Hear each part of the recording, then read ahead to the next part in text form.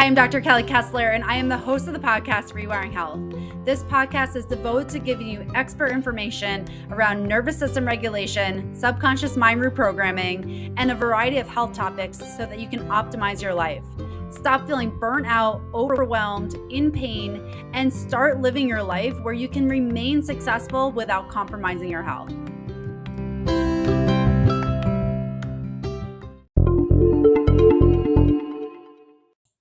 So you wake up, your phone is right on the table next to you, and it feels almost like a magnet. You grab the phone, and before you know it, you subconsciously open every app, scroll through social media, you're on your email, you're looking at the news headlines, and you're feeling stressed.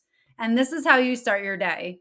I can't tell you how many times I did this, and it did not serve me. It set me up to be in a whirlwind of negativity, and I was just starting my day. And that's why I created the morning guide for perfectionists. So if you struggle with negativity throughout the day and it's even worse in the morning because you don't have a routine, this will help you tremendously. It's literally everything that I implement that has helped me start my day with the right intentions and put myself into a place of inner harmony. So grab in the link below and enjoy.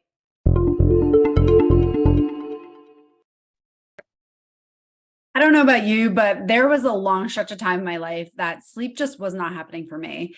And if you've ever experienced lack of sleep or just difficulty falling asleep or just disturbances at night, you know how awful that can be. It can feel like such a vicious cycle. And I remember a time in my life when this was happening for me. And I would literally just go to bed. Well, first of all, I would fall asleep on the couch, which is not good because I was so exhausted because I wasn't sleeping at night. And then I would get to bed and just lay in bed, and literally my mind would just be going on everything that I didn't want to think about at that time of night, at that time of day. And it would just be so frustrating. And it would literally be like an hour or two before I could actually fall asleep. And then for some reason, I would wake up at like 4 a.m. for no reason. And then just again, sit there and think about everything that I had to worry about. And then maybe I would fall back asleep for a half hour, and then I had to start my day and do it all over again.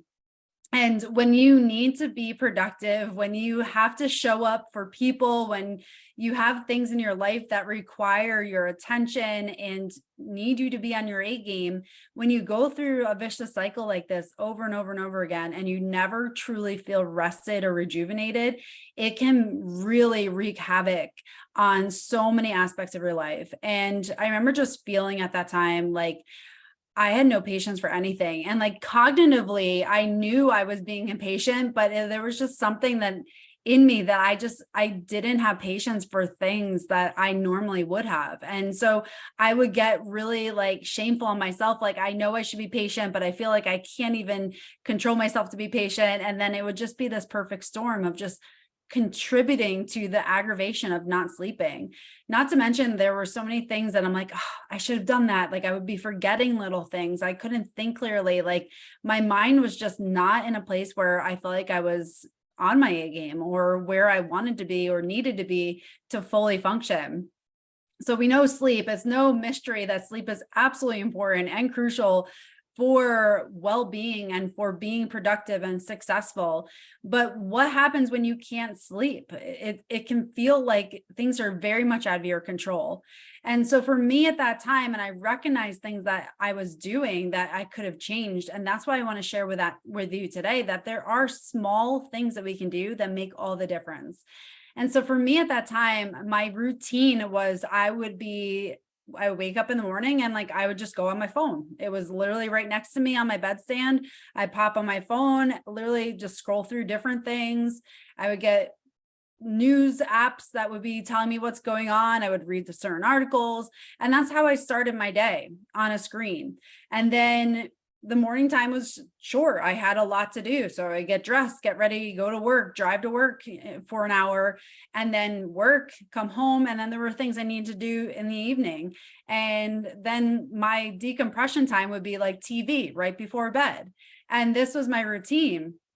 And I didn't realize until I started learning about the science behind our brains and everything that contributes to our sleep, how bad that routine was. And so that's why I want to share with you that if you are someone who is struggling with sleep, if this resonates with you, if you feel like you can relate to all the things that I was going through where you couldn't fall asleep, your mind was going a million miles an hour, and then you would have sleep disturbances at night, this is going to be so important for you to make this small change. And it is just a small change, and it has literally made such a big difference in my life. And it may seem so simple, but it really does actually work. And I'm going to tell you the science behind it. And so why I want to share the science before I actually get to it is that it's so important for our brains to understand that there's a reason and there's a meaning behind things. When I was working as a physical therapist, I would never just arbitrarily give somebody an exercise unless they knew exactly why they were doing it. And I found that people will buy in and do more things when they understand it. And so I find it absolutely crucial that you, if you're listening to this, understand why you are implementing certain things in your life, and that there really is a strong basis behind it. And it's not just some arbitrary thing that somebody told you to do and then you just did it. That will not stick. It only sticks when there's meaning behind what you do. So the small daily thing that makes all the difference is getting early morning sunlight. So it's that morning sunlight where the sun is just starting to crest. It's that yellowish color. That is the ideal time for sunlight. And if you can get that in, it'll make all the difference in your nightly routine. So the reason behind this is that we have cells in our eyes that respond to that sunlight in the morning. So it's not enough for us just to look out the window and say, oh, the sun is shining, because it's not a cognitive thing. We could tell our brains that the sun is shining, but it's not enough. It's actually a subconscious part in our eyes that allows us to process that there is sun and that is time for waking period. So when we have the sun come into our eyes at that time, it activates these cells within our eyes. And now it starts this time clock. So when we have these cells activated in our eyes, we get an increase in cortisol. So you may be thinking, well, I don't want an increase in cortisol. Everybody talks about how bad that is and for belly fat, and you see all the commercials, but I'm going to kibosh that myth. Cortisol is actually very good for you in the right periods of time and the right doses. It's only when we have this extended period of cortisol where it's chronic that it becomes an issue with all the inflammatory response. But cortisol in the morning is actually tremendously beneficial for focus and activation, cueing your body and your brains to get ready for the day so that it can really focus and be alert for what it needs to do. So when you get that early morning sunlight, the sun comes into your eyes, activates the cells, you get an increase in cortisol, and now you start to have this awakening period where you can start to be focused and alert throughout the day. What it also does is that, again, it sets this time clock of about 16 hours. So we get an increase in cortisol early in that time clock, and gradually cortisol wanes. But at the end of that 16-hour period and time clock that's been activated, we get an increase in melatonin. So melatonin is that hormone that helps you, and or neurotransmitter that helps you get to sleep. It helps you calm your system down so that you can actually get to sleep. So that's why it's so important that we get that early morning sunlight, because it starts that time clock and it lasts for about 16 hours. So by the time you're ready to go to sleep, cortisol has decreased, and now we get an increase in melatonin that is going to allow you to actually get to sleep. So this is huge, not to mention that early morning sunlight has actually been shown to increase immunity. So if you're someone who tends to get sick, especially maybe in the wintertime where you're not getting as much sunlight, start incorporating some more sunlight in that early time so that your immunity can also be up. So you're not feeling sick, you're not getting sick. So these are the big things that early morning sunlight will provide to you in your life. So just as important as early morning sunlight is, it's also important that you don't have too much light in your life later in the day. So between the hours of 11 p.m. and 4, you want to decrease light as much as possible. So it's been shown that if we have light, like a blue screen, which is from like a phone or TV between the hours of 11 and 4, or even if we have a lot of lighting on in our house, it actually decreases dopamine production. So dopamine production is really important for improved mood, for improved motivation, learning, and memory. So when we have light in our eyes between the hours of 11 and 4, 11 p.m. and 4 a.m., dopamine production actually decreases, which can cause lower mood, difficulty in learning, difficulty in memory, brain fog, and just difficulty processing information the next day.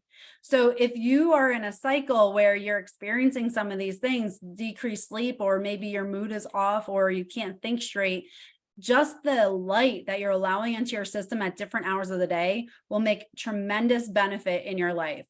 So just to recap what I shared with you today, big thing, it's simple. Get some early morning sunlight in your life for at least 2 minutes. Stand outside. Of course, you never want to directly look at light because, again, that can damage the retina, but allow sunlight to come into your eyes in the early morning for at least 2 minutes. If it's a cloudy day, you still get that activation. You may just have to stand out there a little bit longer.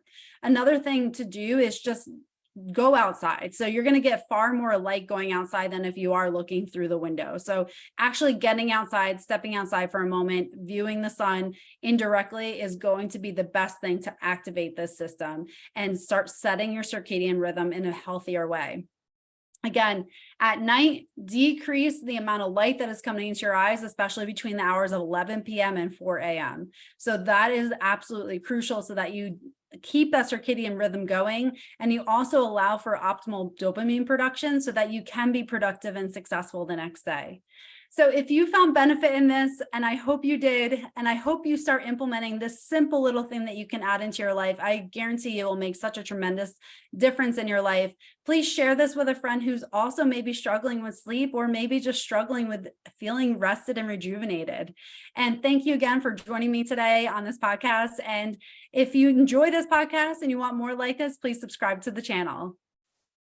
Thank you for spending your precious time to listen to this episode of Rewiring Health. My mission is to inspire hope and healing through science-backed practices. If you found value in this, please share with 3 people and leave a review. By doing so, this message can be spread to those who need to hear it most. Also, to get updates on the most recent episodes, please subscribe to the channel. Thank you so much for being part of this community, and I am forever grateful for you.